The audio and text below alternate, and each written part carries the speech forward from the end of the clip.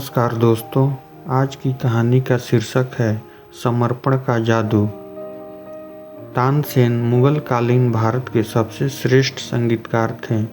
वे अकबर के दरबार के नवरत्नों में न सिर्फ शामिल थे बल्कि अकबर उनके संगीत के दीवाने भी थे।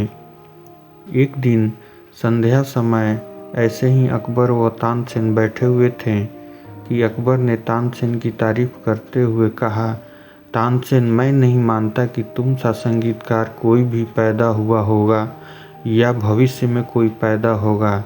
यह सुन तानसेन जोर से हंस दिए और हंसते हुए ही बोले, आप भूत और भविष्य की बात क्यों करते हैं महाराज।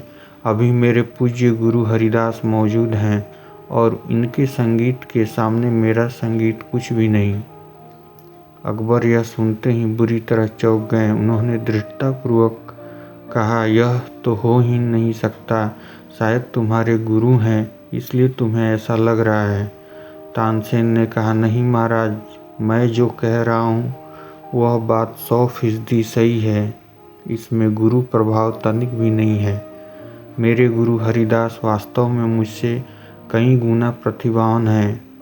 लेकिन अकबर को अब भी विश्वास नहीं हो रहा था, सो उन्होंने तत्क्षण तानसेन से कहा, ठीक है तो उन्हें दरबार में बुला लाओ, मैं उनका संगीत सुनना चाहता हूँ। तानसेन ने हंसते हुए कहा, वे दरबार में कभी नहीं आएंगे। उनका संगीत सुनना है तो हमें ही उनके वहाँ जाना पड़ेगा।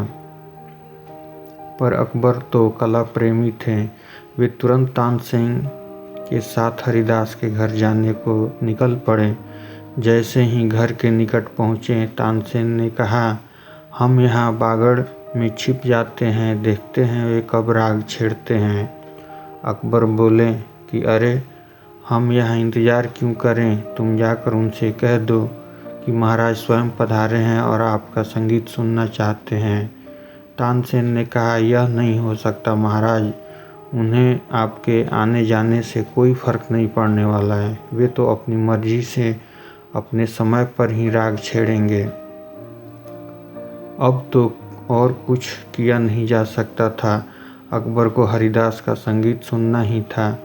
सो चुपचाप तानसेन के साथ बागड़ के पीछे छिप गए और हरिदास के राग छेड़ने का इंतजार करते रहें। उधर मध्य रात्रि को हरिदास ने आलाप छेड़ा और छेड़ा तो ऐसा छेड़ा कि अकबर स्तब्ध रह गए। उनकी आंखों से आंसू बहने लगे। बात तानसेन की 100% सही थी। तानसेन का उसके गुरु से कोई मुकाबला हो ही नहीं सकता था। खैर, हरिदास का पूरा गाना सुन अकबर व तानसेन राजमहल के लिए निकल पड़े। रास्ते में अकबर ने तानसेन से पूछा, तुम ऐसा क्यों नहीं गा सकते? प्रयास करो, दुनिया में क्या असंभव है। तानसेन ने कहा, यह कभी नहीं हो सकता है। अकबर ने चौंकते हुए पूछा, क्यों? तानसेन ने कहा, बात प्रतिभा या प्रयास की है ही नहीं, क्योंकि मैं दरबार में आपकी जी हजूरी में गाता हूँ। मुझ में गुरु वाली बात आ ही नहीं सकती। मनुष्य जो कार्य अपनी मस्ती में और सिर्फ अपने लिए करता है, उनकी बात ही अलग होती है।